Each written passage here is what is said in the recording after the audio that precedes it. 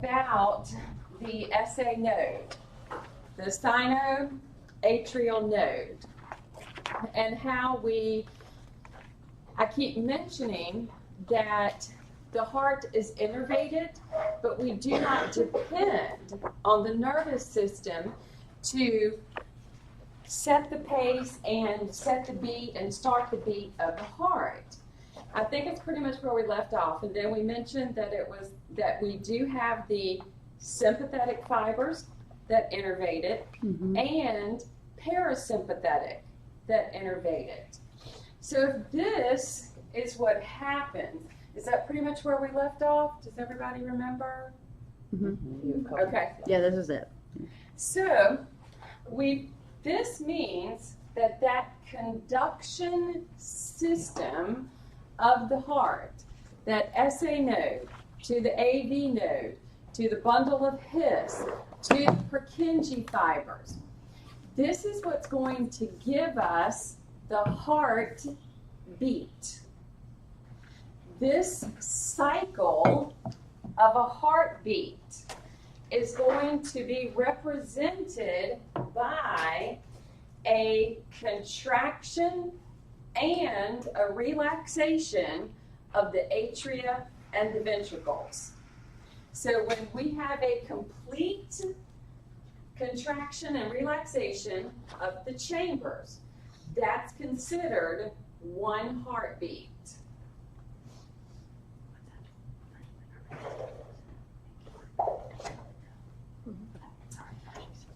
When we talk about this contraction and relaxation in the heart, we term contraction systole. The relaxation is diastole. Ever heard of those terms? Yeah. Yeah. How? Blood pressure. Blood pressure. This is what we think of. When we have systole and diastole, these refer to what happens in the atria and the ventricles. However, when we begin to think about the blood pressure and the sounds that are related to it, this cycle of events, the contraction, the relaxation, we're usually talking about it in relationship to ventricles. Because when we look at this cycle of events that's occurring, sorry, but when the toilet flushed, I just had to shut the door. When we talk about this cycle of events, a heartbeat, the movement, the flow of the blood is dependent upon pressures. For the most part, pressure is pretty non-existent in the atria. However, that's a totally different story for the ventricles. When we look at the SA node and the fact that it is the pacemaker of the heart, we do say that there is a norm for this, and we term it rhythm. So this is our sinus rhythm. For an adult at rest, it's typically 70 to 80 beats per minute. Now, is that always the case? No. Numbers are going to be different in children and infants compared to what it is for us, all right? But this is what is considered the norm. When the SA node isn't functioning correctly, that means somewhere else in the heart has to set the pace of our heartbeat. When this happens, this is termed an ectopic focus. Have you ever heard of that? No? Like the person has an ectopic focus? That is going to be something that you will hear because something is wrong with the person's heart. The SA node is responsible for that sinus rhythm, having the beat at that 70 to 80. If the heart has to have the pace set, for example, by the AV node, which is the second node in the rhythm, the heartbeat drops. That heartbeat, if the SA node is, if the heart is dependent on the AV node to make it beat, our heart rate drops significantly. Now, there are other areas of the heart that can act as the pacemaker, but the beat drops so low that it doesn't even really sustain life. It is life-threatening, and measures need to be taken to correct it. Now, the reason that having another area of the heart setting the pace is so life-threatening, at 40 to 50 beats per minute. Now, granted, this is for normal factors, okay? Blood is not flowing quickly enough to get materials to tissues, and that becomes life-threatening. So, in cases where this becomes chronic, we need the pacemaker. Now, a situation where a low heartbeat may be normal would be someone who is extremely physically and cardio fit. All right? They can have a lower heartbeat and it's still maintaining blood flow to their tissues at a level that they need. So the nodal rhythm, I know what an atopic focus is when it's like the SA node isn't working properly, but I'm confused what the nodal rhythm is. The nodal rhythm is saying that's going to be set by the AV node. So it's when the AV it's called nodal rhythm? Right. So when the SA node is setting the pace, we can also have the AV node setting the pace. Both are nodes, so they are nodal rhythms. Got it. Okay. Okay.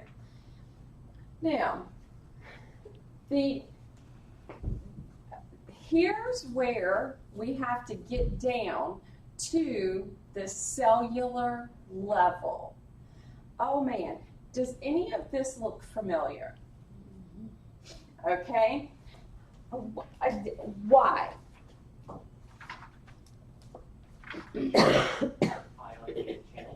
All right, and where have we seen that before? Nerves. Sodium, potassium.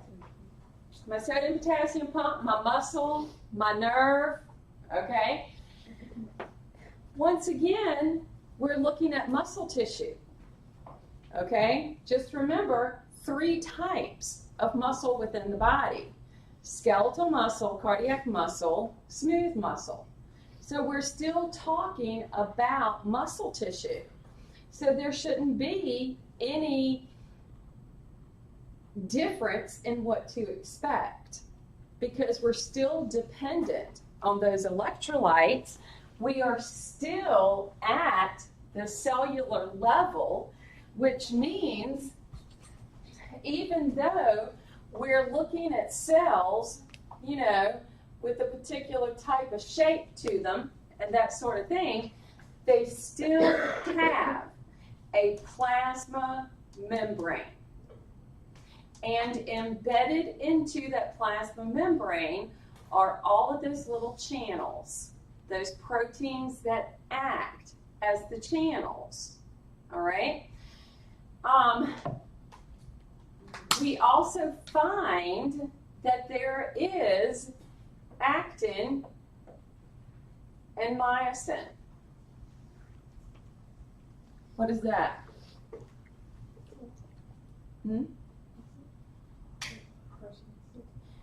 Proteins. What kind? They are contractile proteins, which is something you should have learned in part 1. But these are contractile proteins, meaning their job to make something contract and something relax. Do you remember how they functioned and what they looked like in part 1 from skeletal muscle? Are them the ones that look like golf clubs? Yes. Okay. Where you had the sliding filament model. Okay. Now, those proteins are present in the cardiac cell, just a different shape. But their job still makes something contract and relax. So now this means, I'm going to have my resting membrane potential, which means I've got to deal with some electricity. I got to deal with millivolts. So, does everybody recognize what I'm getting ready to draw? Where 0 is here, this side positive, this side negative, this side positive, this side negative, okay? And remember, because we are animal cells, our voltage, okay? When you think of voltage, like you might think of 20 volts or 40 volts or whatever the case might be, if we had that kind of voltage in our bodies, woo, I paid $10 to see that, okay? Because it would just be explosive for us. So we have to work on millivolts. What is it that causes the voltage change? The ions. The setup for a cell based on the ions is that it is usually negative to the inside, positive to the outside. Yes? Those are for the ions? These are for the ions. Right? Sure. Sure. Okay. We'll go with that. From part 1. Now, what happens is positives flow in, changes the voltage on the inside, and that makes a reaction occur, which is the contraction. So if I look at what happens based on that information, what I'm going to find, that SA node, we do not have a stable resting membrane potential. Do you remember what the resting membrane potential, or RMP, means? Okay, you start at something very negative and you go up until you get to a threshold, and that's when firing or contraction, whatever the case might be, occurs, and then the cell goes into rest. Do you remember that? Okay.